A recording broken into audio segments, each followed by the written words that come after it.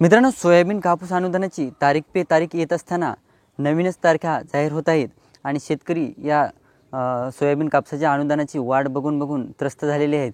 त्यातच मित्रांनो आता परत एकदा अजून एकदा नवीन तारीख जाहीर झालेली आहे। त्याविषयीची आपण सविस्तर माहिती या व्हिडिओमध्ये बघणार आहोत। तत्पूर्वी चॅनलवर नवीन असाल तर चॅनलला सबस्क्राइब करा आणि समोरील बेल आयकॉन बटन दाबायला विसरू नका। तर नमस्कार मित्रांनो, मी राज सूर्यदेव, स्वागत आहे तुमचं आपल्या यूट्यूब चॅनलमध्ये। मित्रांनो, सोयाबीन कापसाचे जे 5,000 रुपये अनुदान भेटणार होते त्याच्यासाठी अगोदर 10 सप्टेंबरची तारीख जाहीर करण्यात आलेली होती। त्यानंतर 15 सप्टेंबरसुद्धा तारीख जाहीर करण्यात आलेली।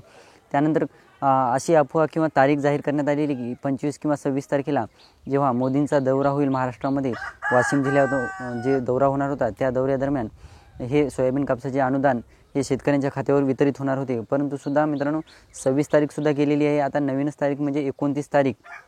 29 तारखेला पंतप्रधान मोदी हे महाराष्ट्रातील वाशिम जिल्ह्यातील एका कार्यक्रमादरम्यान इथे जिल्ह्यामधील जे कार्यक्रम होणार आहे त्या कार्यक्रमादरम्यान हे वितरण करणार आहेत सोयाबीन कापसाचं, असं सांगण्यात येत आहे। परंतु मित्रांनो अजूनसुद्धा याचंसुद्धा अजून फिक्स आहे की नाही, 29 तारखेला सुद्धा हे पैसे पडतील की नाही खात्यावर, याचं शेतकऱ्यांना टेन्शन आलेलं आहे। शेतकरी आता या पैशांची वाट पाहून आता कंटाळून गेलेले आहेत। त्यातच मित्रांनो आता काही यूट्यूबर जे सोयाबीन कापसाची KYC घर बसल्या करा किंवा सोयाबीन कापसाची KYC मोबाईलवरून करा अशा प्रकारचे व्हिडिओ बनवत आहेत।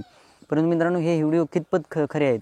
खरंच तुम्ही घरी बसून मोबाईलवरून किंवा तुमच्या कम्प्युटर लॅपटॉपवरून तुम्ही ही KYC करू शकता का? तर नाही मित्रांनो, तुम्ही घरी बसल्या किंवा तुमच्या स्वतःच्या जे शेतकरी सांगत आहे, जे यूट्यूबर सांगत आहेत की या वेबसाईटवर जा, तिथे डिस्बर्समेंट स्टेटसमध्ये जाऊन तुमचा आधार नंबर टाकून OTP वगैरे व्हेरीफाय करून तुम्ही ती KYC करू शकता। परंतु मित्रांनो असं काहीही होणार नाही।